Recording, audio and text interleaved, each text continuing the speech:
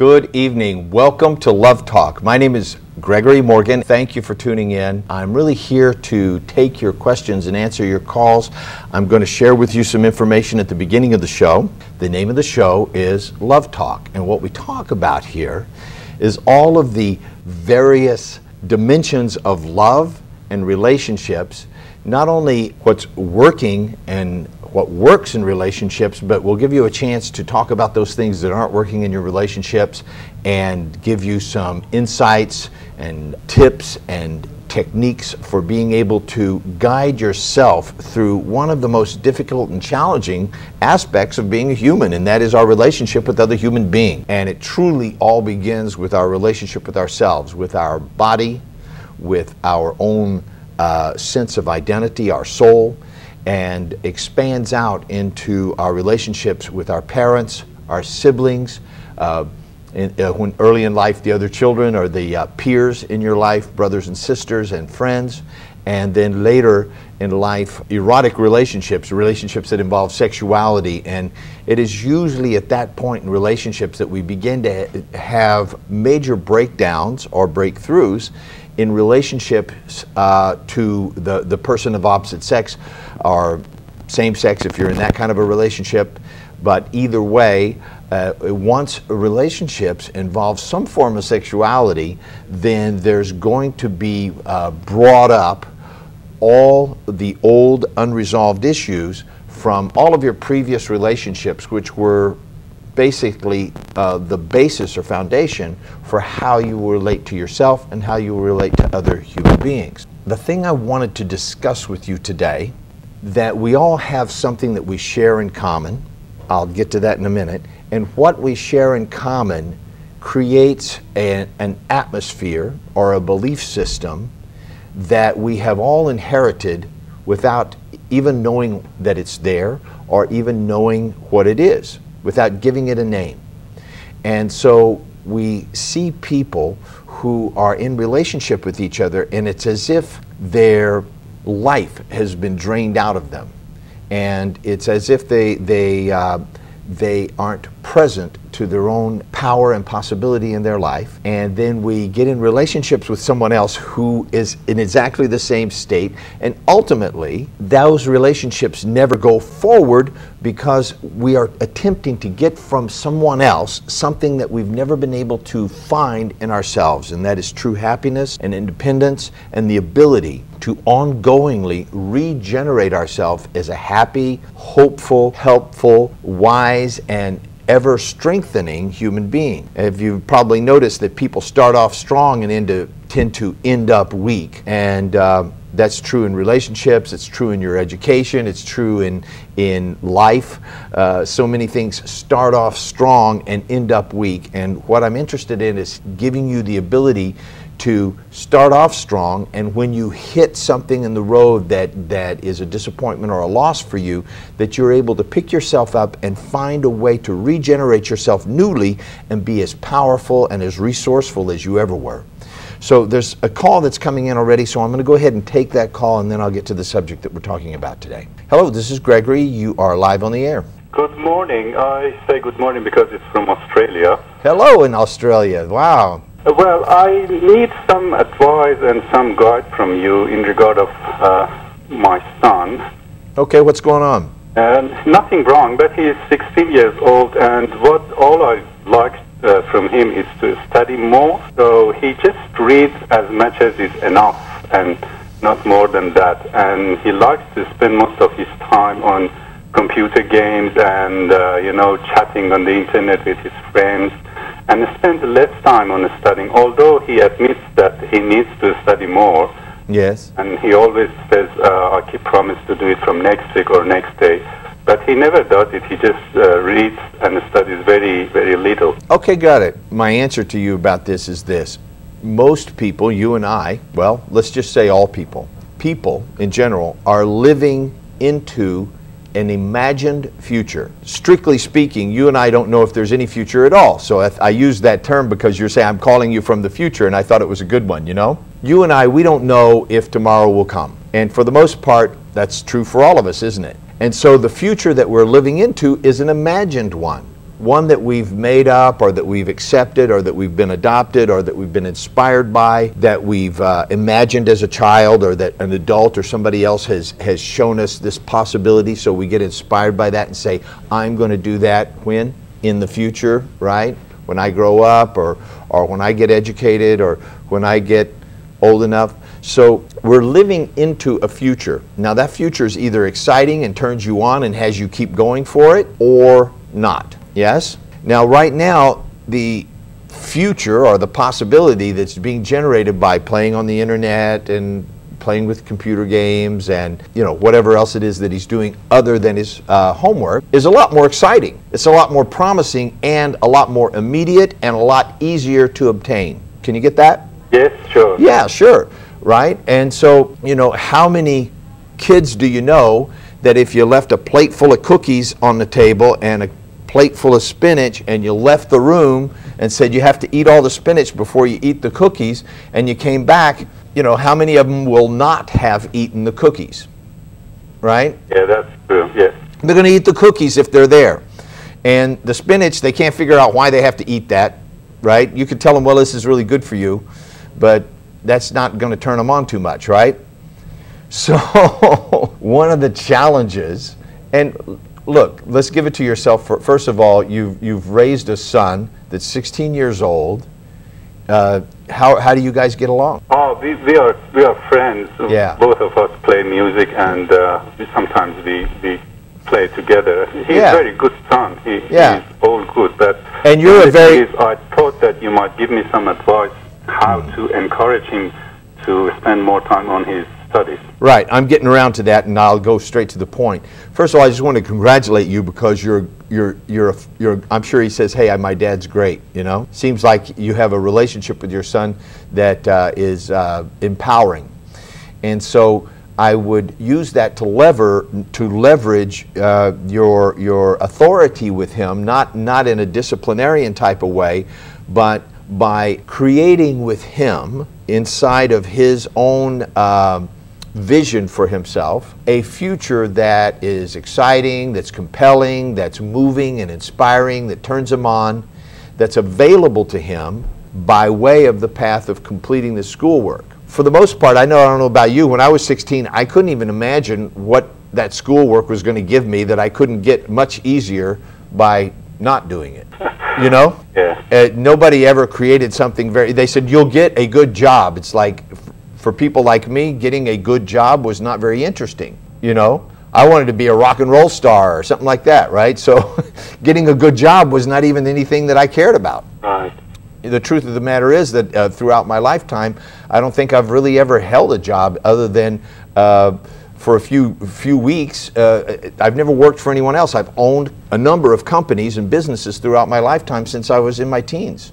I've always worked for myself. So that's not about me, but it was about every time I saw something that I wanted that was very compelling, there was no stopping me to get it, you see? And the truth of the matter is, I was able to complete my high school education. The last 4 years of my high school education, I completed in 6 months. I had to go to a special school to have the privilege of being able to do that. I got to study whatever I wanted for as long as I wanted. I could study one subject for 3 months and nothing else if I wanted to. And so within 6 to 7 months, I had completed all of my high school curriculum and graduated because I was compelled, I was turned on, I was inspired. There was something I wanted from completing that work. Right, yeah. Right? And there was no stopping me.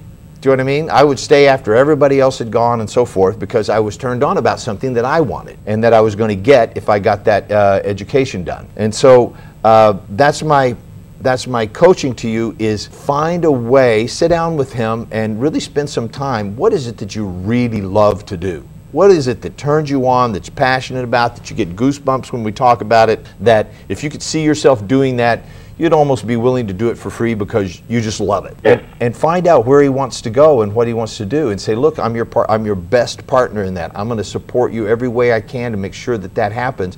And this is what we're going to have to do that. There's a certain number of things that's just going to have to be done to do that. But it's like creating a future, you see? Yeah. Yeah, like if you wanted to I don't know, go catch a fish, right? If you wanted to go fishing, but you didn't have a fishing pole or bait or a boat or any of that stuff, there would be some stuff to do, but it would all be inside of going fishing in this case. You see? So, you'd have to get the right shoes or whatever. I don't know about fishing that much, but, you'd have to plan for it. You'd have to put something in your calendar. You'd have to spend some money on something to go catch a fish, right? And the fulfillment of that would be that you're in a boat and you catch a fish, okay? But in this case, what would be the fulfillment of what it is he's doing? If there's no reason for him to do it, then it's just going to be painful to even force himself to do it. That's right. Well, but it's very hard. It's very hard to explain that. Well, the fulfillment is the better life. You will have better income. You don't have to go through the hard work, hard jobs to get money. If you study well, you can go to the better courses in university, and of course, it's better for your future. But it's very intangible for him at this stage of life. Yes, I understand, and so that's why I'm compelling you to create a specific future with him. If I called you up and I said, hey, let's go traveling to some foreign countries, right? And it'll be really great, and we'll stay at great hotels, and we'll eat good food. That would be a little bit compelling, perhaps. But if I said, let's go to Paris, there's a great restaurant, it's called XYZ, and they serve this delicious dish called this, that, and the other, and you and I are going to go there together, and I'm going to do everything I can to make sure you have the best time in Paris, and all you got to do is buy a ticket and get yourself over there. That's a little more compelling, yes? Yes. Yeah, it's like, because now every time I see, words are related to internal images. I'll say it again. Every word that you speak has some kind of an internal image and meaning and significance attached to it. So if you speak to someone in verbal images, and the more specific the better, the more specific in time and place the better, then all of a sudden, see, if you say you can go to better schools, well, what school would you like to go to? Name me 3 schools you'd like to go to. Great, okay, well, let's put them on the list. What would you like to study when you get there? What would you like to do once you're out of school? Where would you like to live? What would you like your life to look like? You can make more money. How much more money? Are you going to be a millionaire, or do you want $100,000 a year? Do you know what I mean? You can be as more specific. What would you do if you had the $1 million a year? Oh, okay, you'd live in such and such a house, and you'd have this kind of a life. So the more you can design that out so that it's visually imprinted in his neurology, the more real it's going to become and the more compelling. Do you understand? Yes, I got it. Far more compelling than just say this will be, because if I say you can make more money, here's $1, now you've got more money. Do you know what I mean? You'll be happier. Okay, well, here, have a beer, now you're happier, or whatever. You know what I mean? It needs to be specific. That's what I'm trying to tell you.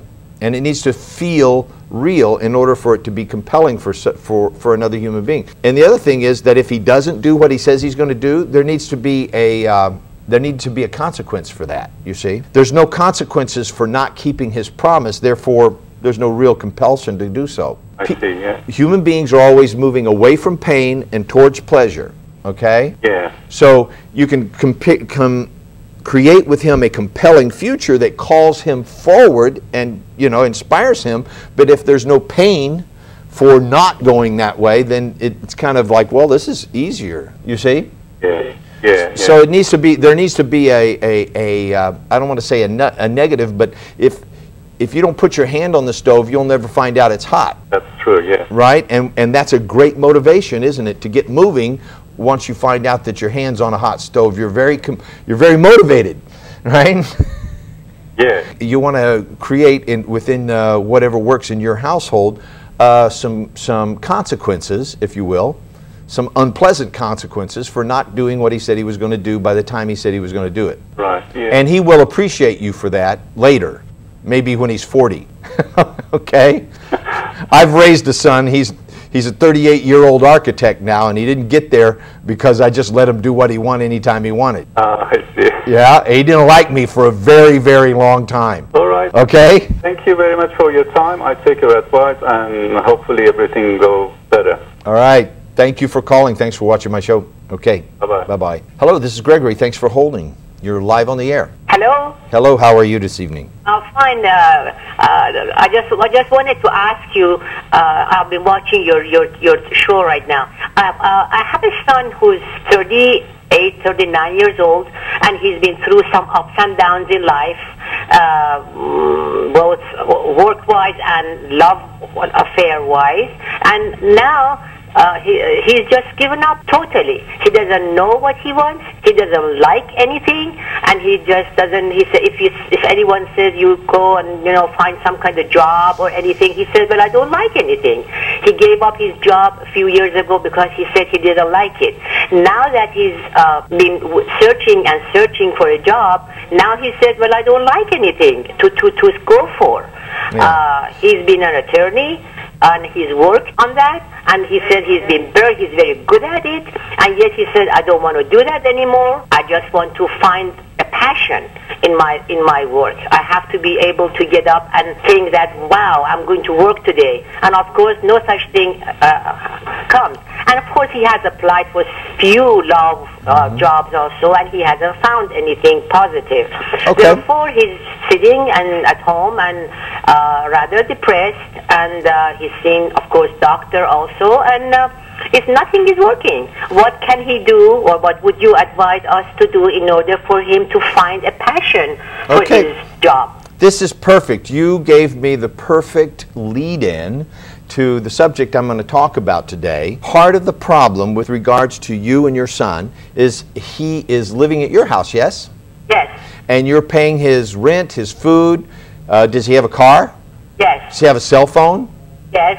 Does he eat every day? Yes. Who pays for all that? Well, I do. Yes, of course. And so, guess who is responsible for his lifestyle? I am. Yeah, 100%. You're financing his lifestyle. If at 38 years old you're living at your mother's house and she's paying for virtually everything that you have, and you're 100% dependent upon her, then you are what we call a mama's boy, okay? By any stretch of the imagination. Of course you're not going to be inspired by anything because you've never become a man yet. But he was living on his own for... So what? He's not now. I only relate to the present, you see. Uh-huh. I relate to the present. What's so right now is that he's living at your house, having his bills paid for how long? Almost 2 years.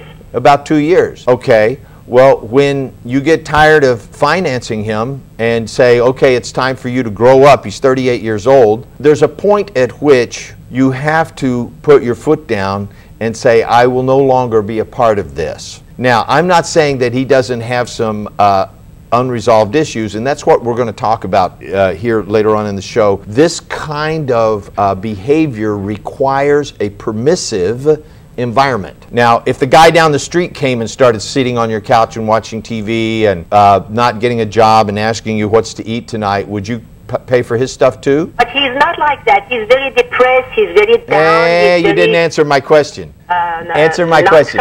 You know. Yeah, if the guy down the street came and sit down on your couch and stayed there for 2 years and expected you to pay his rent and his food and his clothing and his cell phone and all that stuff, you wouldn't do it. You already know that. You wouldn't do that. Why are you doing it for this adult man? He stopped being a kid at 18. And like you said, he went out on his own and he accomplished a few things for himself, and that's all well and good.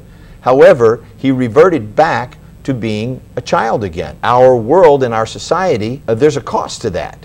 Now, as long as you're willing to pay the cost, he has no compulsion whatsoever to complete his destiny, and in fact, you are keeping him crippled as a child. That's really all I've got to say to you about that, except I want to tell you how it got to be that way and how you can work your way out of it, okay? Okay. All right? So just stay tuned in. I'm going to address this whole issue in just a few minutes, okay? Thank you. Thank you very much. Thanks for your call. Yeah. There's something that we all share as human beings. We have a common experience. We all share a certain grief.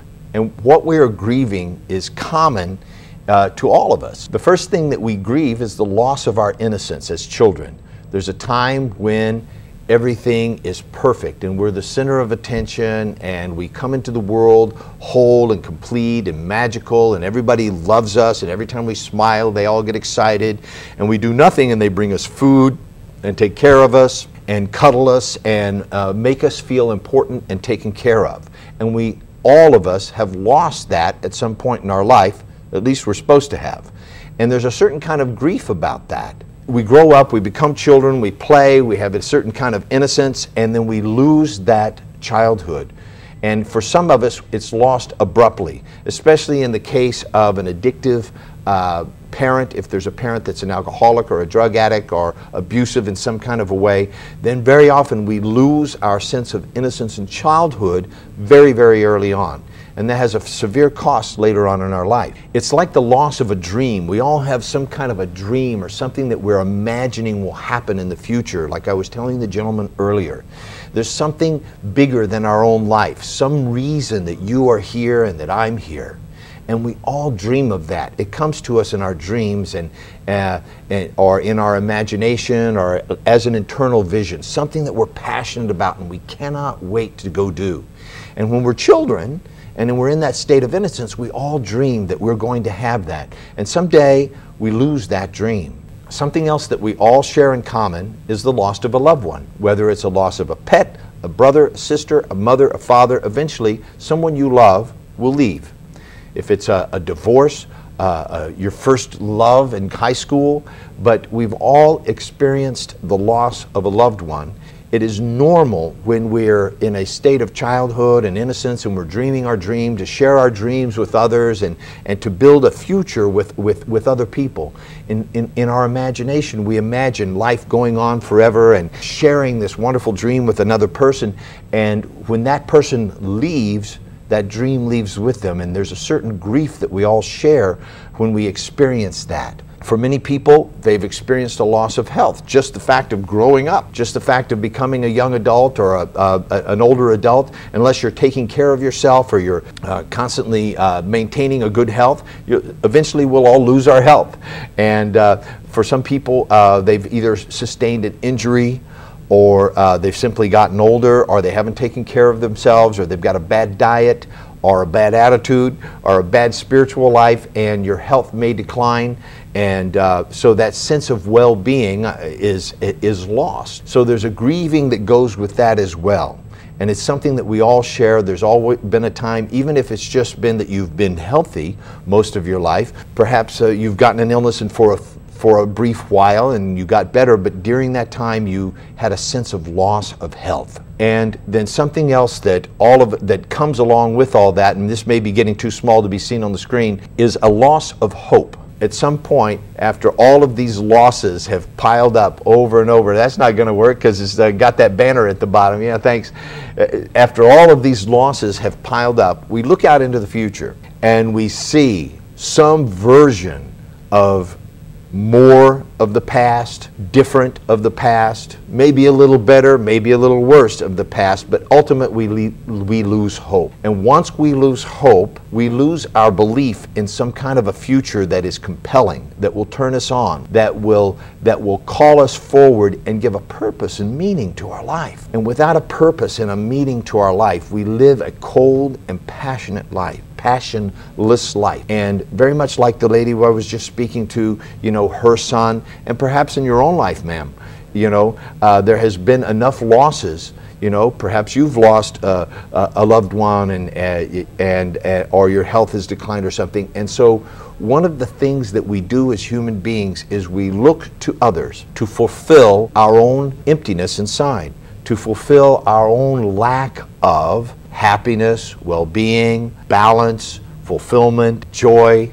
And very, very few people take the time to go into their own heart and to go into their own spirit and their own, through some form of spiritual practice, whether it be meditation or long walks in the woods or writing or listening to music or any number of spiritual practices. Those are, I call those spiritual practices because they awaken the soul.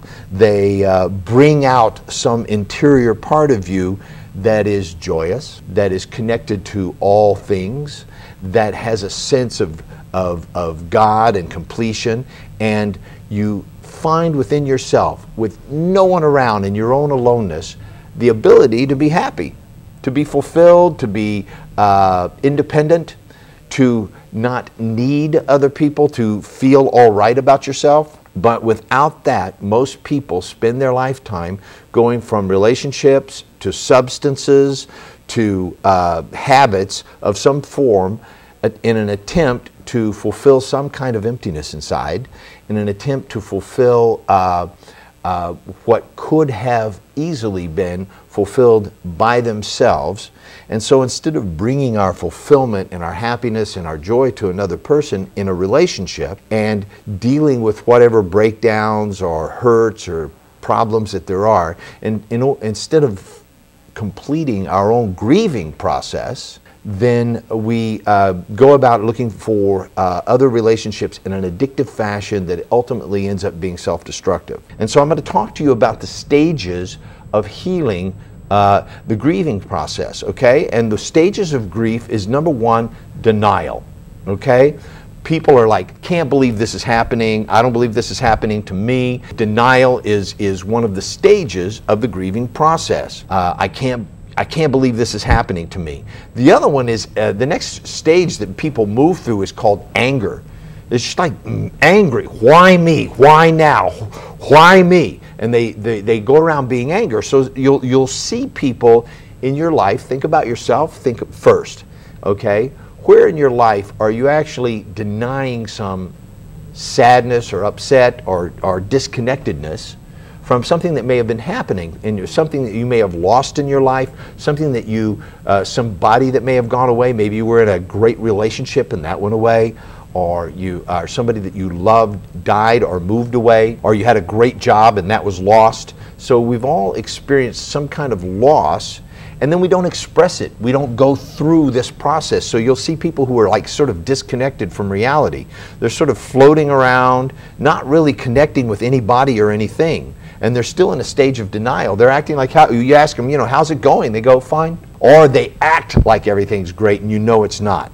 And the other is people who are just angry all the time. There's people who are just, whatever happens, their response to it is that they're angry because they have unresolved anger from the past that needs to get complete. The next thing that people go through is called bargaining. They bargain with themselves, and they bargain with the world, or they bargain with the people in their lives. They say to themselves, maybe if I just try harder, or maybe if I work to become better at something, or maybe if I just change myself, if I am skinnier or richer, or if I'm smarter, or if I do my hair a certain way, or if I wear a different kind of clothes. So they begin to bargain with life, bargain with themselves, trying to make themselves be different than they truly are.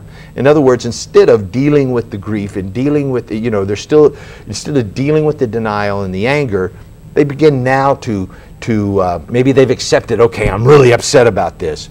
And so that upset, that anger motivates them to get in action and to begin to take steps to better themselves, but they still attempting to make it better by changing themselves, okay? Which is at least better.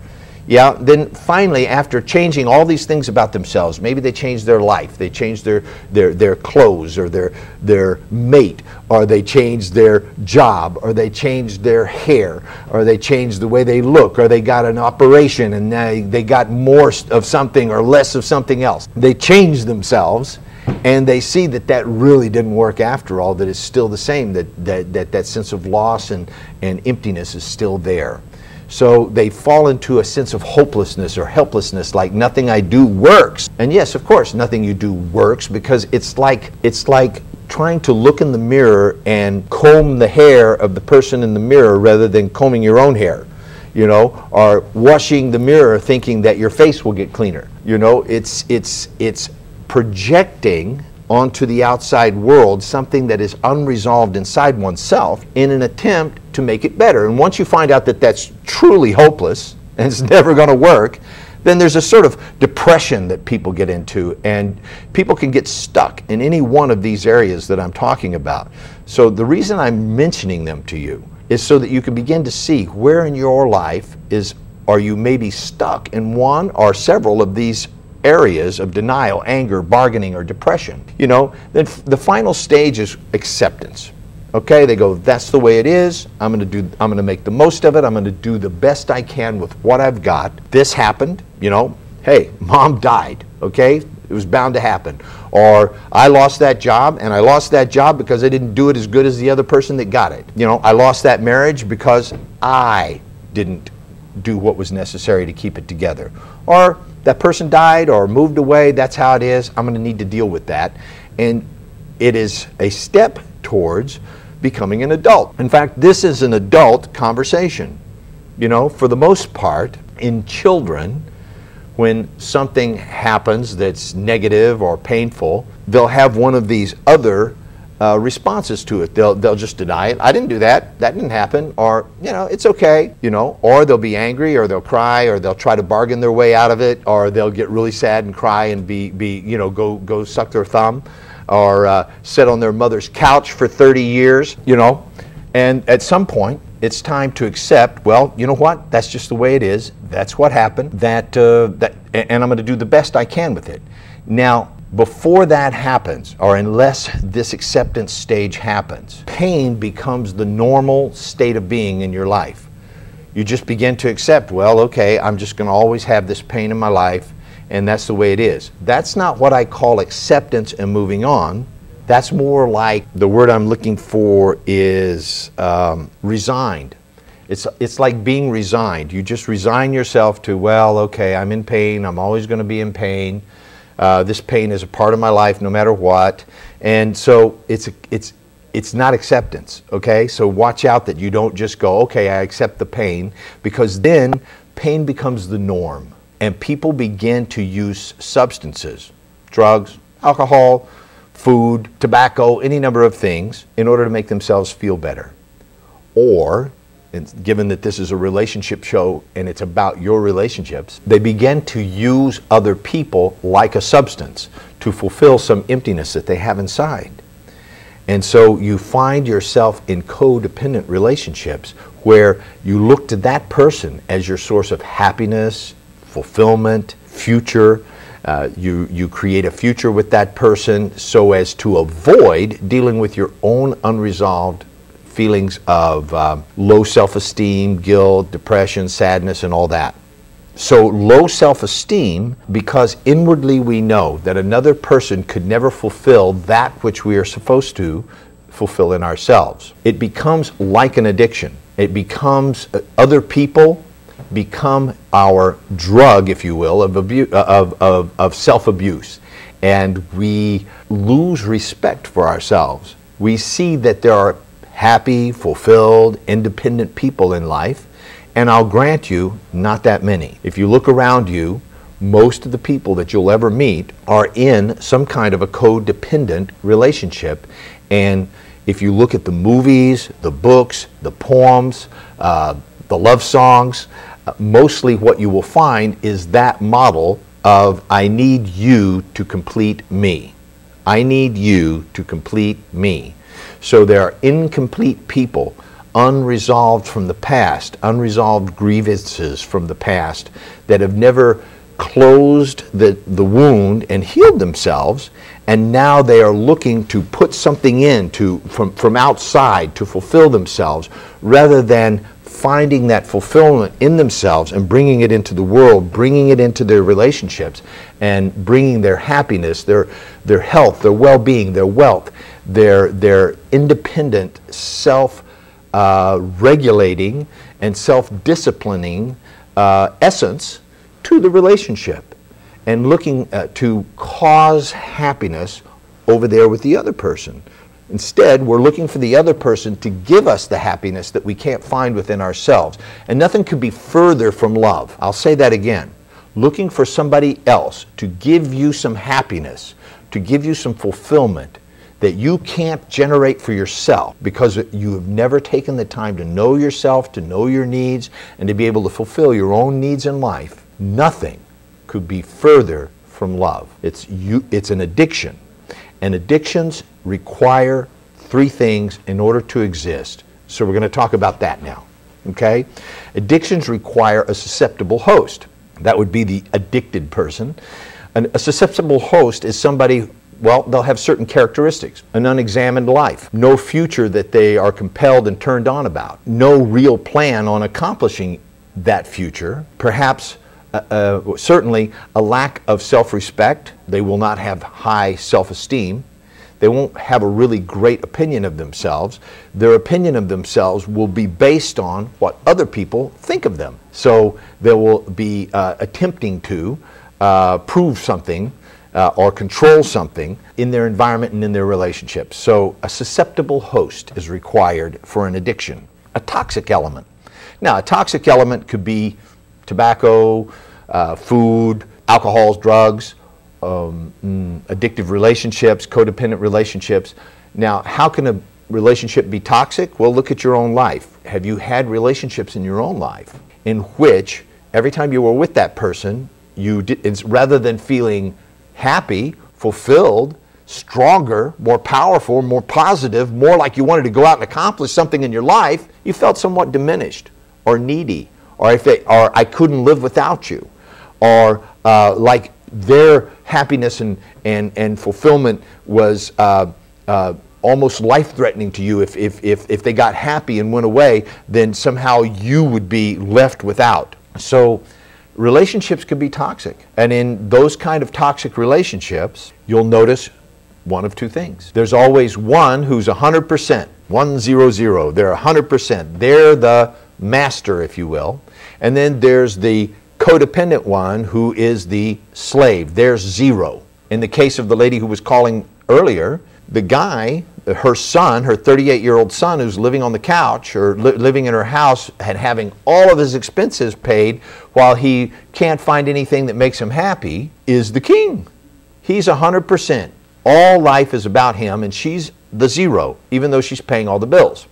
So the codependent person will always be supporting the active, addictive person. That's what's required for addiction to exist. A permissive environment. They give them permission to be that way. And in some cases, they pay their bills and do their laundry as well. So it just depends on, how dedicated your codependent partner is. In other words, we call them the enabler. The enabler enables the addictive person to continue the addictive behavior. So in relationships, take a look and see, which one are you? I'm not saying that everybody that's watching this show is in such a relationship, but it's a safe bet that you have one of these kind of relationships in your life, whether it's with your parents, whether it's with some friends, whether it's with a loved one, whether it's with your own children. Who's the 100 and who's the 0? Who's the master and who's the slave? The master's the one whose life is going very well, thank you. Things are going along quite well. They always have a complaint that never gets resolved. In other words, they're not going to do anything about that complaint. They expect you, the enabler, to do that. The person that's the addict, if you will always have some need that needs to be fulfilled. And if only that were fulfilled, then maybe they would be better. You see, so their existence is not dependent upon getting better.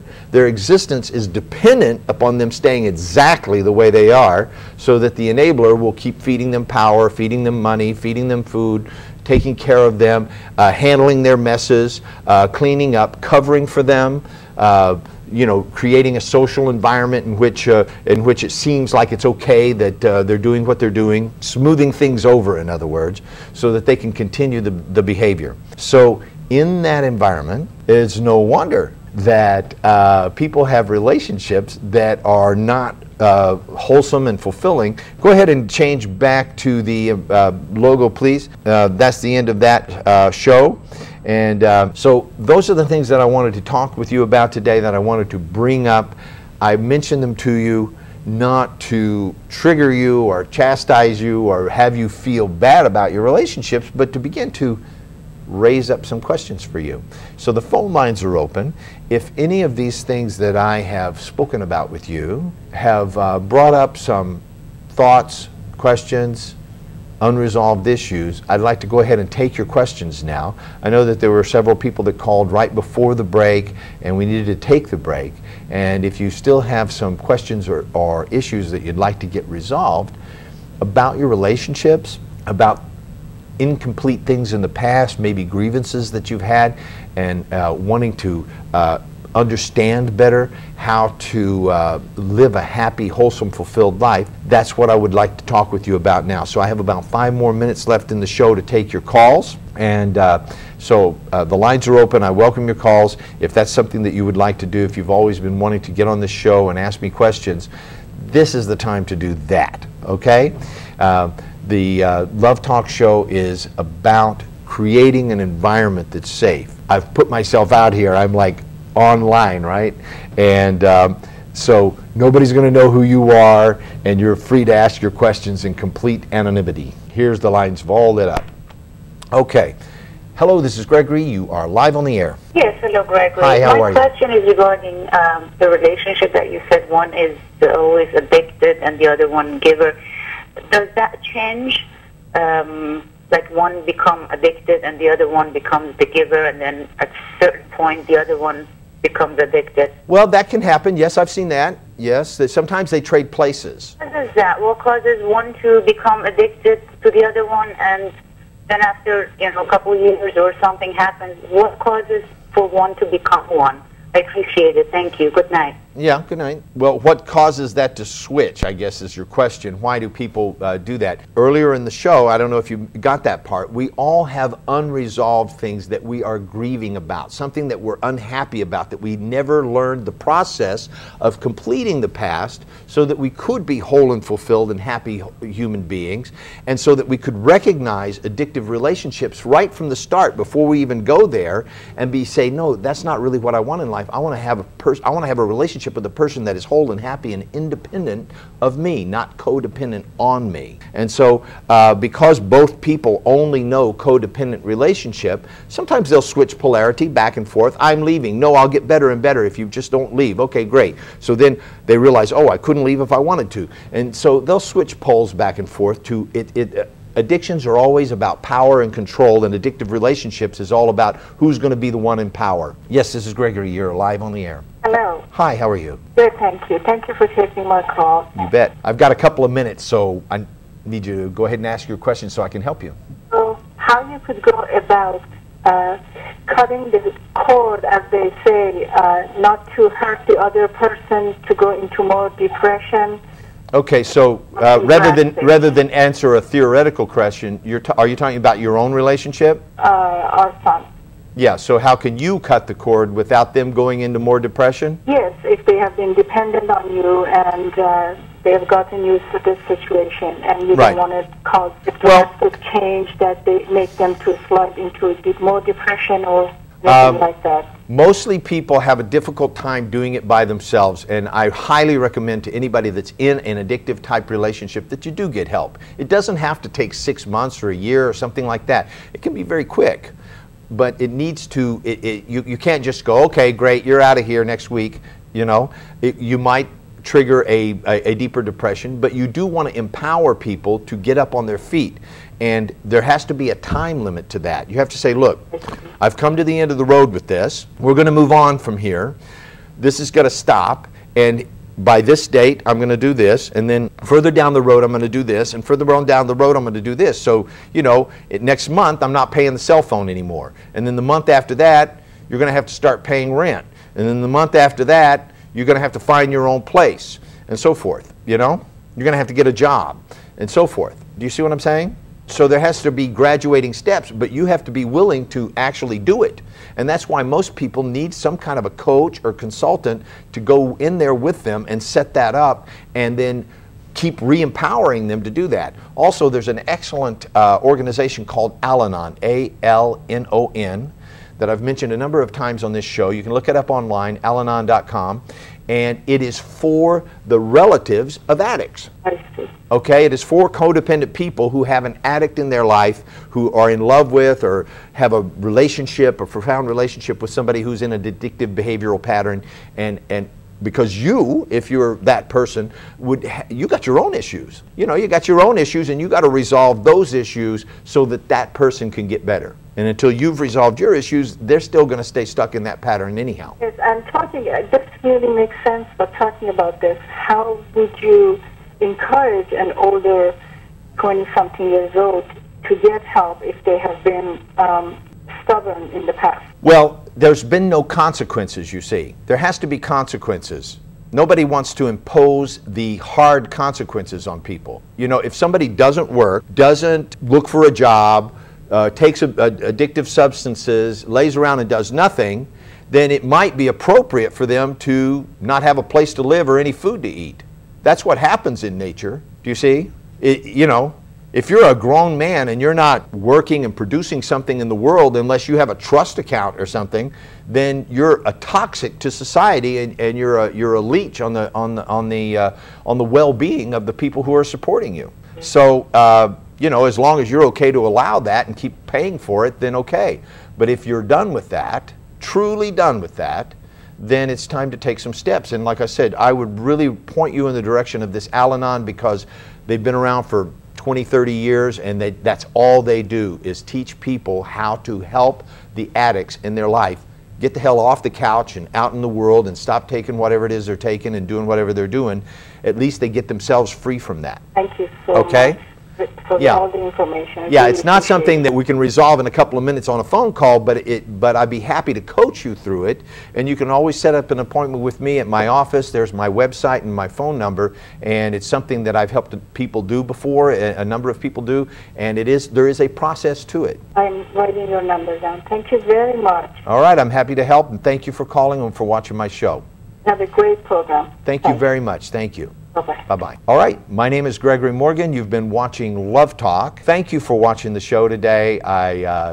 My highest desire is that this is helpful and that it assists you in having a more powerful, fulfilling life, and that you leave a legacy of love for future generations. I'll see you next week here on Love Talk.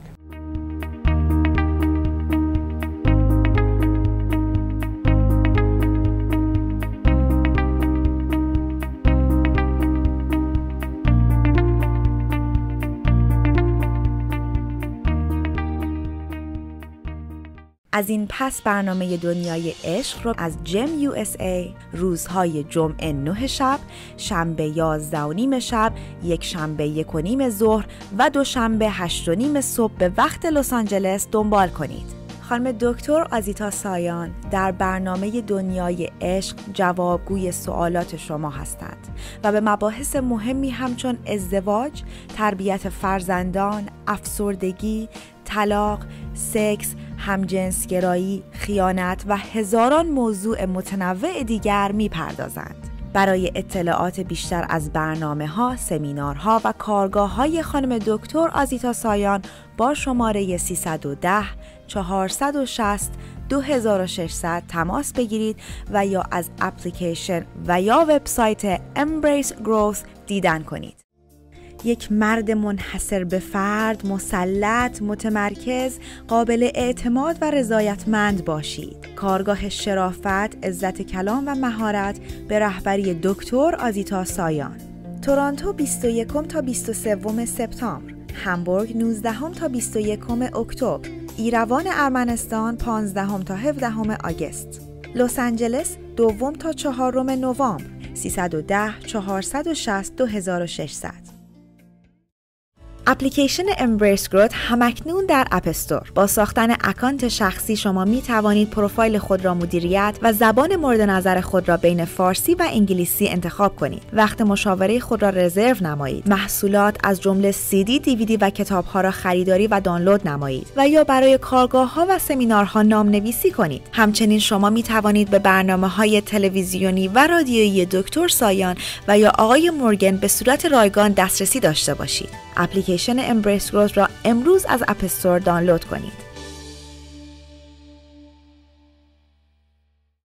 در کارگاه‌های آموزشی بانوان به رهبری دکتر آزیتا سایان با دستیابی به اهمیت و ارزش واقعی خود، قدرت زنانگی و آرامش خود را بازیابید. ایروان ارمنستان 7 تا 9 فوریه، لس آنجلس 22 تا 24 فوریه، تورنتو 15 تا 17 مارچ و همبورگ 26 تا 28 آپریل. 310 460 2600. Welcome to the all-new EmbraceGrowth.com. You'll have access to all the content you love at the click of a button. videos of seminars, events, and the ability to sign up for workshops. Direct access to digital downloads right from your mobile devices. Stay in the know and see our latest graduate events. Watch your favorites anytime, anywhere. Visit us today at embracegrowth.com.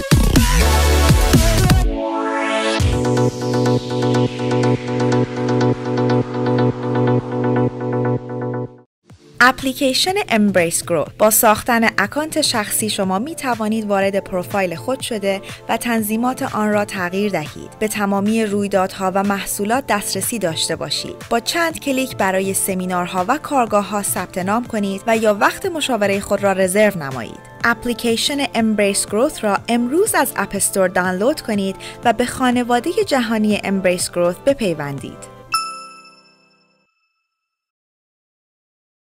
از این پس برنامه دنیای عشق رو از جم USA روزهای جمعه 9 شب، شنبه 11:30 شب، یک شنبه 1:30 ظهر و دوشنبه 8:30 صبح به وقت لس آنجلس دنبال کنید. خانم دکتر آزیتا سایان در برنامه دنیای عشق جوابگوی سوالات شما هستند و به مباحث مهمی همچون ازدواج، تربیت فرزندان، افسردگی، طلاق، سکس، همجنسگرایی، خیانت و هزاران موضوع متنوع دیگر می‌پردازند. برای اطلاعات بیشتر از برنامه‌ها، سمینارها و کارگاه‌های خانم دکتر آزیتا سایان با شماره 310 460 2600 تماس بگیرید و یا از اپلیکیشن و یا وبسایت امبریس گروث دیدن کنید.